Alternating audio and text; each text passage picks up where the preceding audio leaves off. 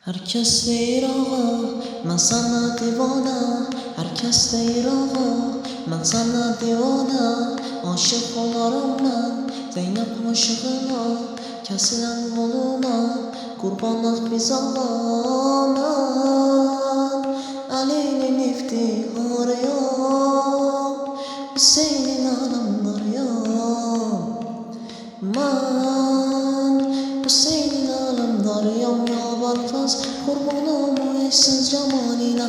Ya Balfas kurbanım kesik olan koluna. Ya Balfas aşıkam senin o gayretine.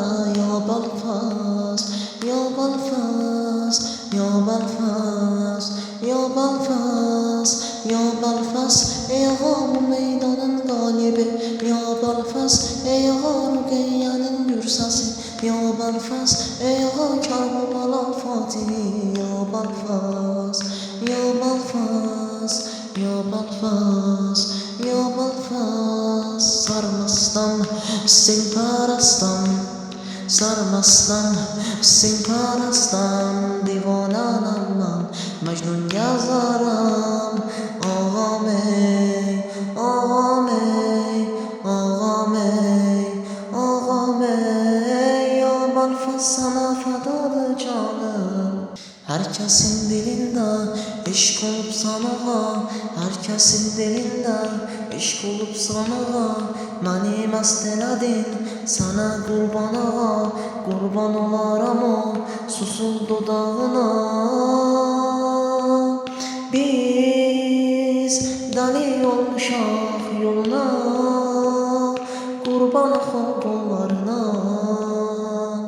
Biz qurban xabollarına. Ya Balfas qurbanım o gözəl zəriyinə. Ya Balfas aşığım sənin o heybətinə. Ya Balfas ölürəm sənin o hərəminə. Ya Balfas, ya Balfas, ya Balfas, ya Balfas, ya Balfas. Ey ağa dərdlərimin davası. Ya Balfas ey ağa Hüseynimin sancağı.